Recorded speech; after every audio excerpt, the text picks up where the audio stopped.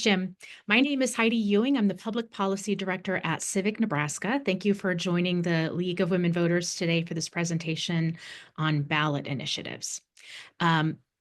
Civic Nebraska has long been a friend of the League of Women Voters, and we've worked together to work on several policy measures that I've been involved with, and many members whose names I recognize on the screen today have been part of these collective efforts. Most recently, we worked on making sure the voter ID bill that was passed on ballot initiative was as amenable to voters as it could be. And last year, our legislative win was on LB 20, which was a bill that removed a 2-year wait period before folks who've served felony sentences could re-register to vote. So those are the couple big policy issues that I've been working on the last couple years. I'm a member of the League of Women Voters and a big fan of your organization. So thank you for inviting me to come and give this presentation on the history of ballot initiatives and referendum in Nebraska. So Jim is running the PowerPoint for us today, so you can go ahead and pull that up on the screen, Jim, whenever you're ready.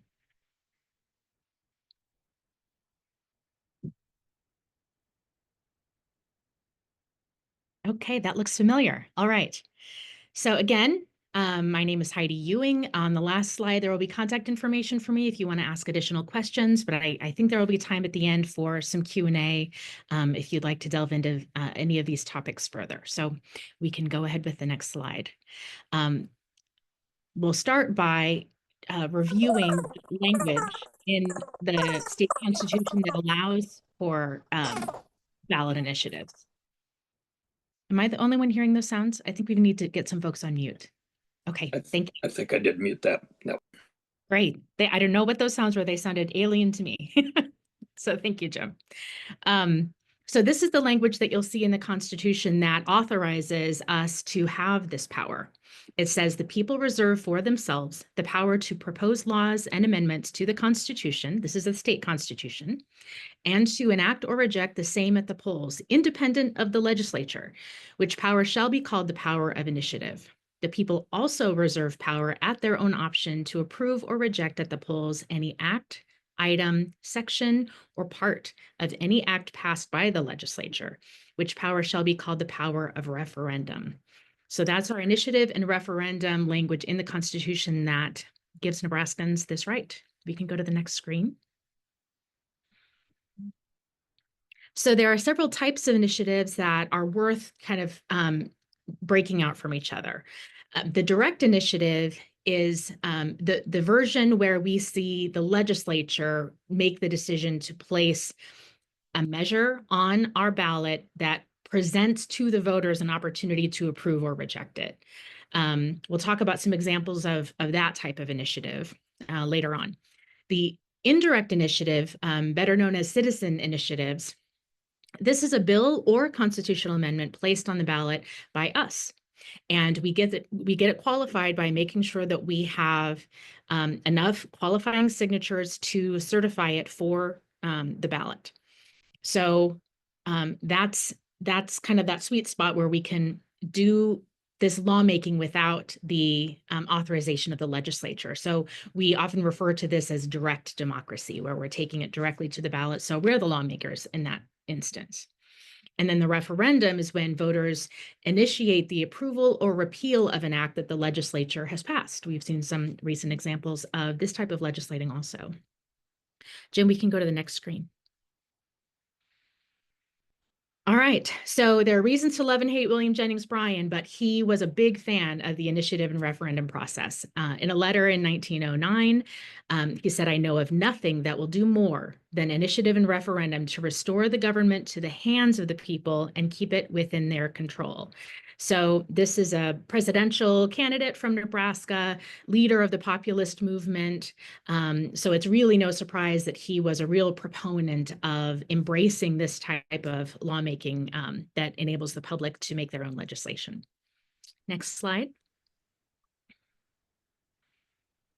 So these are all the states that allow it. And I wanted to provide the map so we can see how lucky we are here, which is why we have a big smiley face on the state of Nebraska. Only about half the states have this right. And you'll notice that it tends to be the states more on the western side of the country. And historians have surmise that it's due to the fact that post-Civil War, as states were becoming newly established, there was a sense among leaders of those states that creating some authorization for the public to make laws separate from their lawmaking bodies would be a good idea. And so you can really see how, as westward expansion continued, many states followed suit. So just stressing here that we're fortunate to have this ability to pass laws directly and consider them directly as voters. All right, next slide.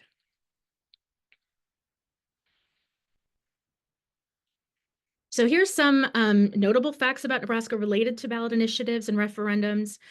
It's worth noting that Nebraska was a leader on this topic. In 1897, we were the first state to allow this right at the municipal level, which we've not seen made use of very often, but it is interesting that Nebraska was kind of pushing this concept early on.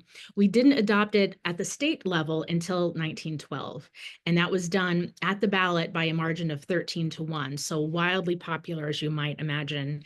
Voters were enamored by the idea of being able to override the legislature and make laws directly themselves when necessary. The first initiative to go to the ballot through this process was in 1914. This organization will be interested to know that it was to pass women's suffrage, and womp womp, failed on 52.4% of the vote. Of course, those voters were all men, and that was rectified by national decisions beyond the ballot initiative process later on, which is why we're all able to vote today. In 1934, this was a notable ballot initiative measure to change from our previous bicameral system, like every other state has, to a unicameral. That was a really prominent example of this right being used for measures that are unlikely to pass the legislature. George Norris, the grandfather of the legislature, said that states are unlikely to pass this through our typical lawmaking processes because lawmakers are unlikely to vote themselves out of a job. So the fact that this was a successful ballot initiative, an action of the voters themselves, is no surprise. 1982 was a prominent example of this right being utilized that really, I think, gets to the heart of what ballot initiatives are about. This is, the midst of the farm crisis. Farmers were priced out of their equipment and their farms and filing for bankruptcy in record numbers, and overwhelmingly passed a ballot initiative that year to prohibit farm buyouts from corporations. It was the most stringent legislation in the country limiting corporations to buy at low cost these bankrupted farms. And a real example of legislation that would be unpopular in legislatures because of the types of folks who support lawmakers and their candidacy in order to become these public officials making laws for us. And the ballot initiative process allows voters to be a check on that process and act in ways that aren't so prone to the influence of corporations. So that's a big prominent one. Some on the call may remember the ballot initiative in the year 2000 to approve term limits for state senators. That also was a successful initiative. So these are the ones that stood out to me as kind of big examples of how this right was used. Since these were enacted in Nebraska, it's been used 77 times. And you can find a full list of these in the Nebraska Blue Book, which I just found before the call. It's actually an interesting list to see both what ideas were proposed and which ideas were successful. Next slide, Jim. So over the course of the last century, as we've been using this right and longer, many folks have noted that it's been being used more frequently in recent years. And there's some suspicion about that and why that is. It is true that voters are noticing when we go to the ballot, there are many more pages of long lists of ballot language at the end of our ballots that feels new, particularly in Nebraska. And the reason for this is in part due to this presumption that state legislatures are being less responsive to the will of voters in recent years, which is an unfortunate development. But I think many close watchers of our legislature would even say that our state legislature has also succumbed to this political pressure where lawmakers are not always acting in reflection of the will of voters, even when it comes to very, very popular measures like many that we have seen on recent ballots. And so when these policies have come before the legislature time and time again and are shot down, it galvanizes the public in many cases to bring these issues as initiatives themselves. And they often have a very successful time getting the signatures necessary to qualify because these issues are so popular among the public. So that's sort of some context about why we're seeing more than we have in the past. We can go to the next slide, Jim. So these are the issues sort of at top of mind as examples when it comes to ballot initiatives and referendum in the last few years.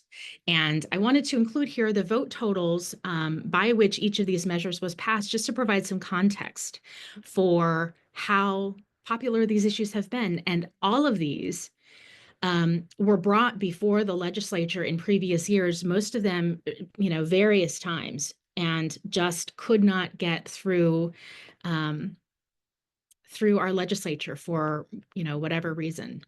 And then once passed by the public, it revealed just how strong this public support was for these issues. So these are great examples of why we're so fortunate to have the ability to make this legislation directly when necessary. Truly, it is unfortunate, though. I'm a long-time fan of our state legislature, and we go through this whole process of campaigns and elections, and we build this beautiful building that houses this legislative chamber, and we pay for the salaries of all the staff and the lawmakers to come and make these laws for us. And for them to not be responsive to what the public is asking them to do repetitively, and then requiring that in order for those legislative needs to be met, the public has to act on its own, is really a true disappointment, I think. Next slide, Jim. So this is kind of the nitty-gritty requirements of what it takes to successfully get an issue on the ballot. It all comes down to getting the right number of signatures from the right places in the state, and that they have to be qualifying actual signatures when the Secretary of State's office verifies them. So there are different requirements of all those numbers depending on the type of change you're trying to initiate. For a law addition, a new law, or a change of an existing law, 7% of the state's registered voters are needed. That includes 5% of registered voters in each of 2/5 of all 93 counties. So I think that comes to what, 30, 38, 39 counties around the state. And so you can imagine many of those counties are very have very low populations. And so gathering signatures in places with very disparate populations requires a lot of work to go and find the number of people that you need to qualify each of those counties. So that requirement does take a lot of work. For a constitutional amendment, we still need that 5% of registered voters in those same number of counties, but the total number of signatures needs to represent 10% of the state's registered voters. The reason for that, of course, is that, our Constitution is this historical document that deserves a higher threshold for change. It's something that we've determined has a greater threshold for making changes to this particular document. And then for the referendum process, we're down to needing 5% of voters, or 10% if the goal is to suspend a newly passed law, plus the 5% of the other 93 counties. So the way a referendum is different is that you're responding to a law that's already been passed by the legislature. If you are able to attain 5% of the registered voters of the state for your qualifying signatures, that means that the bill may go into effect, but it will still be on the ballot, the next ballot in the next general election, to allow voters to remove that legislation. If you're able to attain that 10% threshold to suspend the law, it means it stops the law from going into effect at all, and then still goes to the ballot for the voters to decide whether or not to enact it. So that's the two types of referendum that can be accomplished dependent upon the number of signatures gathered. Next slide, Jim. All right, so any of you are interested in filing a ballot initiative, now's your time. These are the steps you need to go through to accomplish that goal. The first step is to carefully consider the language that you are presenting to voters. We would recommend that you have a lawyer review this, given how litigious this area of election law is. And once you are satisfied and your team is satisfied that you have some rock solid language as much as it can be, it needs to be filed with the Secretary of State. It's then reviewed by the revisor's office in the legislature, and they make suggestions for how to improve the language to better fit within statute.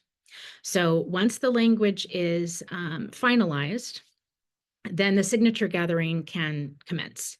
And that's a major operation to accomplish the numbers needed. All of those pages of signatures need to be notarized by the team that is working on the ballot initiative, and then all of them filed at once with the Secretary of State's office, and the deadline for that is 4 months prior to the general election. So since the general election is usually first week of November, this deadline falls the first week of July. So the Secretary of State's office then reviews all of those signatures against the signatures they have on voter files.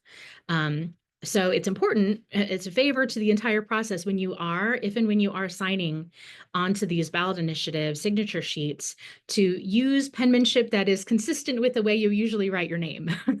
That way, the Secretary of State's office has an easier time verifying that that signature is actually representing your signature on that document. If enough signatures have been gathered and verified, then the Secretary of State's office will certify that it is suitable for the ballot. And all of the qualifying ballot initiatives then are assigned a number. So you may remember from your November ballot, we were up into the 430s, 438, 439, I think were the last numbers that we left off. So on our next ballot in 2026, you will see the numbers start probably, I think at 440 is the next number. The way they assign these numbers, though, say there's 5 initiatives that qualify for the ballot, the Secretary of State's office literally puts the numbers into a hat and pulls them out individually to assign a number matching or to be matched with each ballot initiative for voters. And so from that point forward, usually the effort or the campaign behind the ballot initiative will refer to it using that number, so voters have a better time recognizing which issue they're looking for on the ballot. The Secretary of State's office is also tasked with scheduling a series of hearings for each qualifying ballot initiative, and they're required to hold 1 hearing in each congressional district of the state. So that's 3 hearings per issue, and those need to happen 8 weeks prior to the election. So this process is intended to mimic the legislative hearing process, which if you think about it, the point of a legislative committee hearing is that the public is invited to come and present our arguments for or against legislation to the members of the committee, the members of the legislature who are making decisions on this policy. So it's great that we honor that tradition for ballot initiatives. The audience of these hearings is us, the voters. So these are well covered by the press. Again, anybody is invited to attend. Shoot, you can attend all three of them if you want to. And the point of this exercise is for us to present arguments for and against policy to each other, because in this case, we are the lawmakers deciding on the ballot whether or not to enact this legislation. So it's during these final months that you'll generally see efforts at voter education, a public awareness campaign around this. Of course, the veracity of that depends largely on the amount of money that the campaign has been able to fundraise in support of their effort.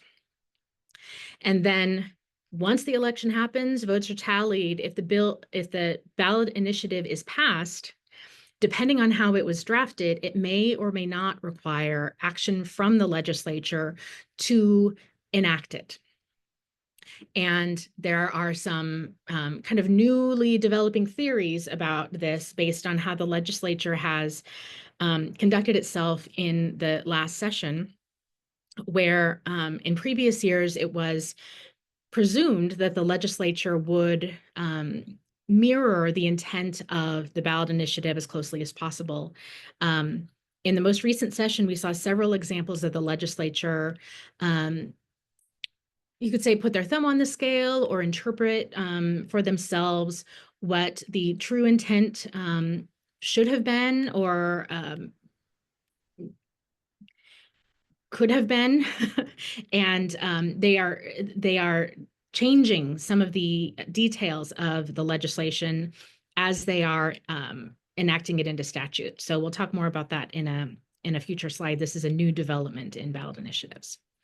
Okay, next slide, Jim.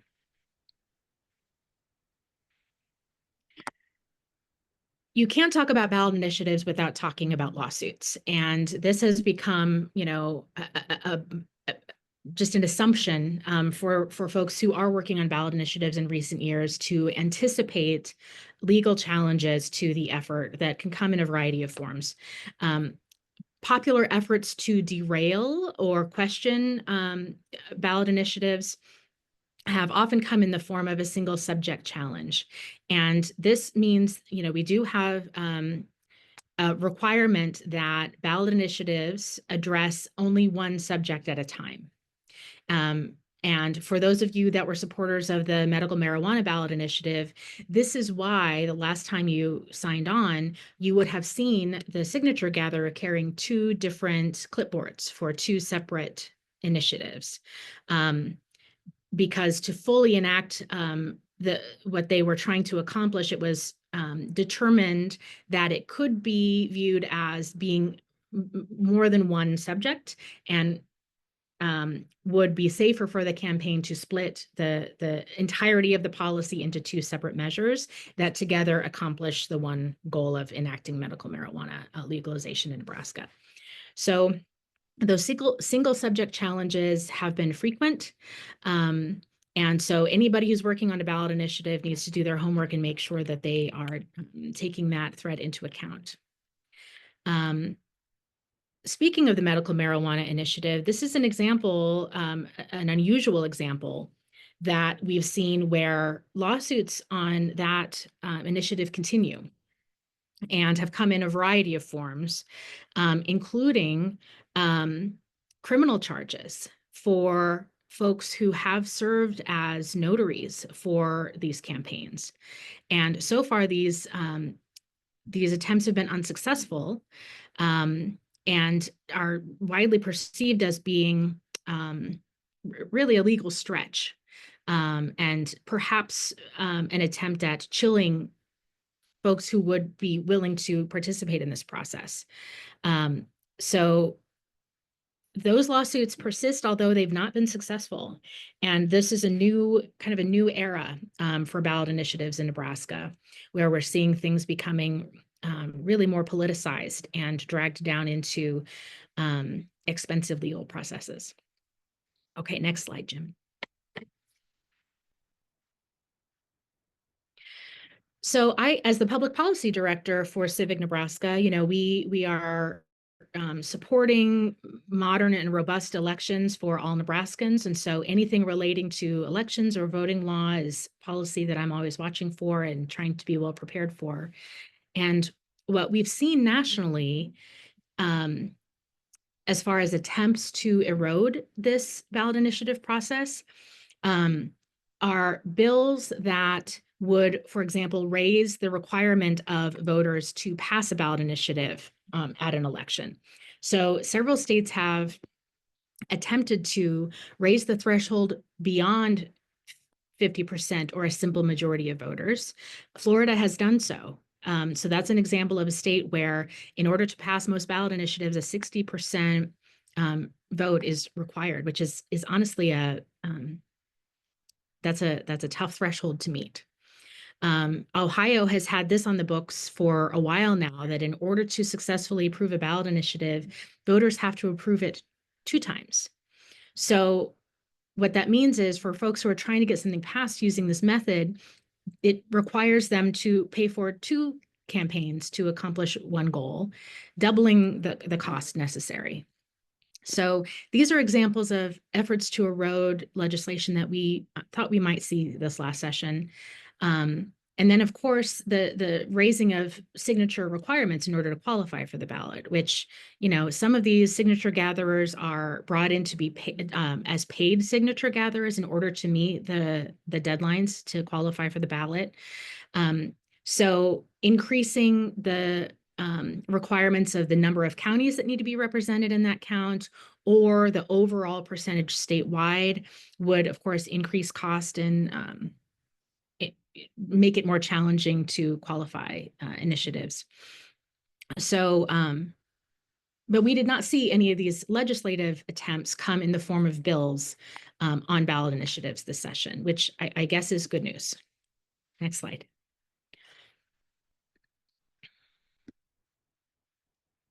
So what we did see in place of these sort of outright attempts to erode the process was a simple disregard of the duties of the legislature when it comes to implementing the will of the people as they indicated on the ballot last November. And we saw various examples of that this session, which was unusual. So LB 415 was a bill to enact paid sick leave in Nebraska. Again, this was a very popular measure on the ballot, passed by voters. And in the final enactment of this legislation, as it goes into statute, the legislature amended what voters had intended to exempt businesses that employ 10 or fewer people. So that exemption had not been included in the ballot initiative. It would have applied blanket to all businesses. So that's a significant tweak in that legislation. LB 677 was legislation to create requirements for how medical marijuana would be regulated. And this measure was stalled in committee for many, many months, came out onto the floor for debate finally at the very end of session. And due to continued disagreements over the details, just stalled. And so what we've seen fall out, and this is continuing to happen as we speak, is that the newly formed commission to set these requirements, which is also the Liquor Control Commission, it's serving in a dual role now, has just finalized their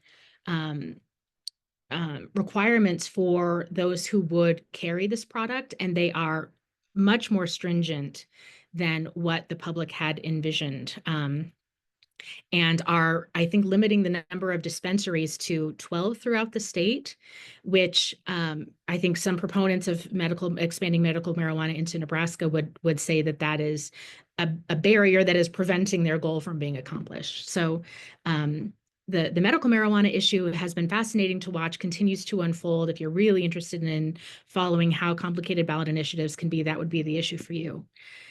And then LB 258 was the enactment legislation for the minimum wage increase that, no surprise, the voters have supported. Their vote to increase was watered down to only a 1.75 annual increase. And it was modified to create another tier of young workers who would receive less. And this was an interesting issue to watch because as it was moving through general file debate, select file debate, it had the votes necessary to overcome filibusters. All of these have been filibustered. It had the 33 votes to overcome a filibuster and ultimately pass. But the day that the final vote was scheduled, one senator who supported the bill was absent from the floor unexpectedly. And due to some maneuvering from Senator Conrad, who pulled several of her measures filed in support of a filibuster to enable the vote to happen immediately, took the legislature by surprise. And in the absence of the senator, the bill did not have, it was one vote short of passage. And so due to that error, this effort did not pass. So interestingly, where that leaves us is the bill passed by voters on the ballot is scheduled to go into effect January 1st in 2026, raising the state minimum wage to $15.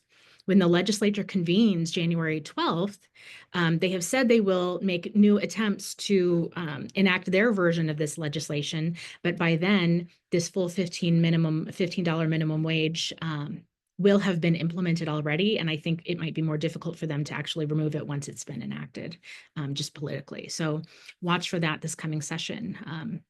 That bill was brought by Senator Jane Raybould. Okay, next bill. So as session was going and we saw a trend of our Nebraska lawmakers altering the intent of public will on these measures, I was very confused about why this was happening. This was a new kind of a new issue that we were seeing here. And then I saw this article from ProPublica that was both a comfort and a concern in that it's reporting that this is a tactic being used in multiple states across the nation. It wasn't unique to Nebraska. And Missouri, a notable sister state that also has several examples of disregarding voters' intent. So I will share the, Jim, I don't know if you can pull the URL for this article and throw it into the chat. I don't have it on me right now, but that would be a good article for folks to read more about if you're interested in learning more about this national trend to kind of. This is Jim. I'm not sure I can do that, but what I will do is when we finish, I'll like in a couple of days, I'll post this video online and I will have that link next to the video just for reference. I'm doing too many things at once to do the chat. So thanks. I know what you mean. Thank you so much. So that'll be some good nighttime reading for you on that front. We can go to the next slide, Jim. Oh, Katie, to the rescue. Thank you so much. There's that link from Katie for some further reading on how states are kind of following this trend. So I know I'm talking to a room full of folks who are interested about doing something about this. And so these are all ideas that I would present to you. I'm sure some of you are doing these things already, but I just wanted to provide kind of a comprehensive list of things to consider if you want to help support this process. Of course, volunteering to gather signatures is a good thing to do. Every campaign needs volunteers who will do that. Even if you just do it among your family or your book club or your immediate neighbors, you know, a lot of times these qualifying numbers really come down to the wire. And so the campaigns working on these issues are grateful for any help they can get. If you want to get more informed about the ballot initiatives that are coming about and give presentations to your church or any civic groups that you're part of, I'm sure folks who are working on these policy issues would be grateful for anybody who is willing to go out and reach new audiences to inform them about the pros or cons of these issues. You can always write letters to the editor. I think as we get closer to the election and voters are learning what they can expect to see on their ballot, you all know when you get to the final pages of your ballot where it's just lots of text and written in a way that is difficult for many voters to decipher what what it means. Anything we can do ahead of time to prepare voters for what they're going to see on the ballot and provide context for what the choice is that's being presented to them, that's so useful. And letters to the editor are a great way to help tell that story and share your opinion on the matter. We as always, we encourage you to testify at any hearing. In this case, we'll have hearings come next August on any initiatives that are scheduled for the ballot in November. And so watch for those.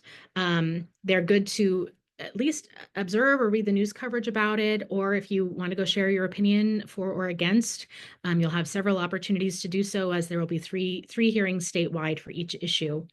And then, if these issues are drafted in a way that they require legislative action, when these come before the legislature, those will have a hearing too before the appropriate committee. And that's a good opportunity to go and remind senators that the public is watching and that we expect our lawmakers to act on behalf of what voters have said that they have wanted so clearly. And so those are all ways to get involved. I will give you a heads up. There are a couple issues that one that we know will be on the ballot, which is a direct initiative brought by the legislature.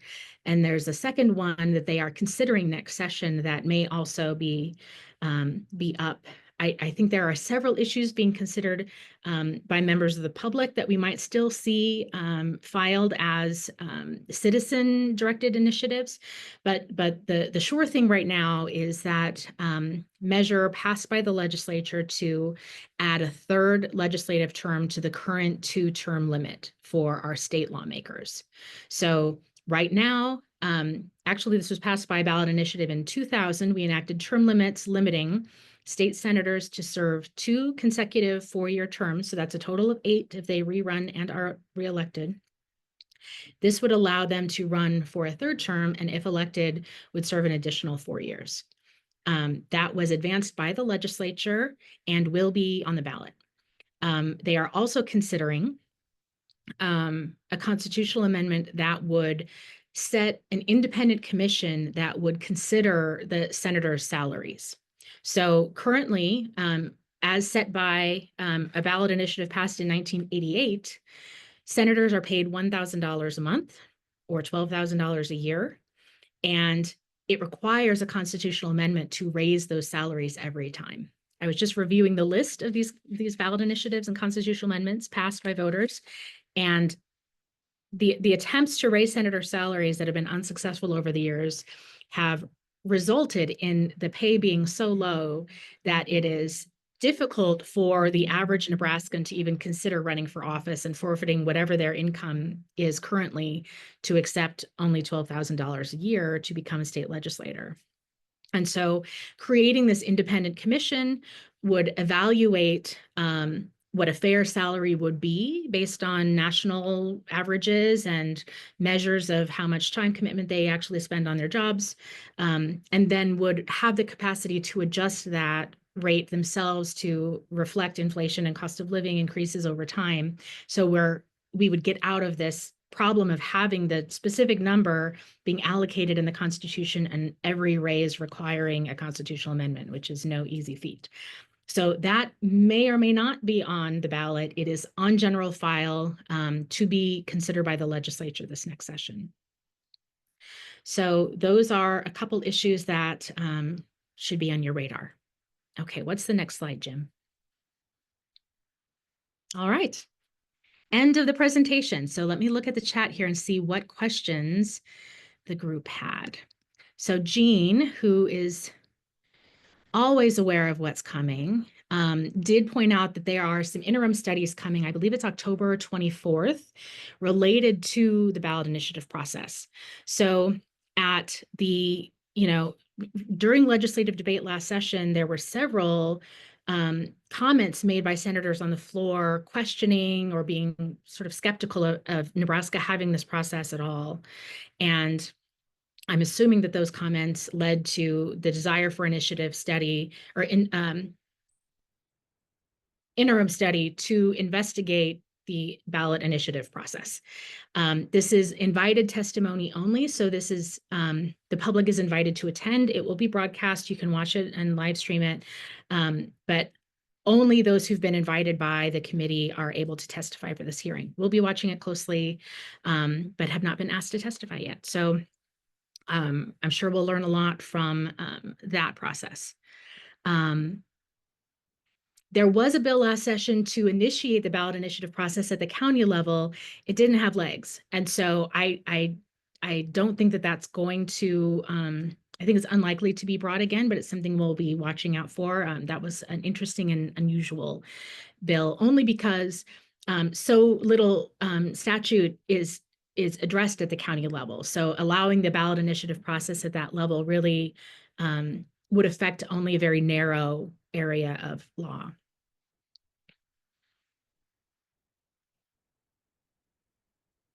Okay, we've got Kathleen and Alex are helping Rachel doing some research on this topic ahead of the October hearing. So it sounds like they are off to a good start.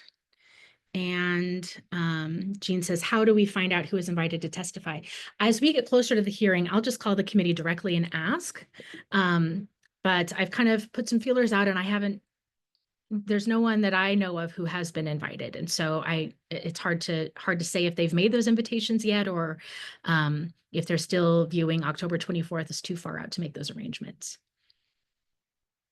Okay, on the marijuana issue, why didn't the legislative reviewers catch the two-issue problem before signatures were gathered 4 years ago? Well, that's a great question, and an example of how, these decisions are up to the courts. And folks who oppose any ballot initiative can gum up the works by simply filing a challenge of a single subject, whether they think it's legitimate or not. It's a way to slow things down and kind of roll the dice to see whether the court will support your concerns. And so I was not involved in that issue, but my assumption is that the folks who were working on that initiative thought that they were within those bounds, and then were surprised by what the court ruled when it was challenged, which would explain why the next round they were cautious about providing two separate ballot initiatives to accomplish the goal. And Judy says, can you ask to be invited? I'm sure that you could. I'm sure that you could. So feel free to call the government committee if you'd like to be invited to speak at that hearing. Any other questions on ballot initiatives? Is LR 195, the impact of unfunded and underfunded mandates, also be related to the initiative process? Jean, is that the one that's related to city governments? In which case, county. Okay. I wouldn't think so. Although, there has been discussion about whether folks who are working on ballot initiatives need to start incorporating into the initial initiative the source of funding. But I don't know that those issues, there's some overlap there, but I don't know that they're directly related. Judy, I agree with you and would like Rachel Gibson to be invited to all legislative hearings. She does such a good job.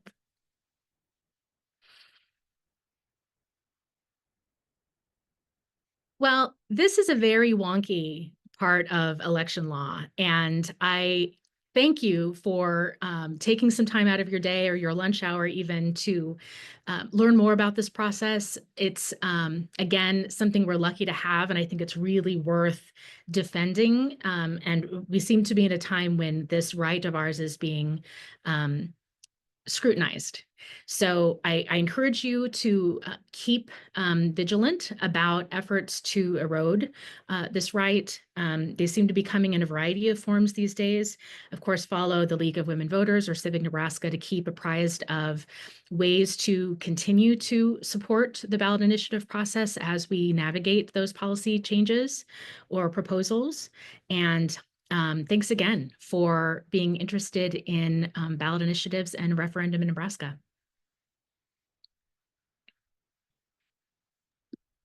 myself. Okay, Um, all right.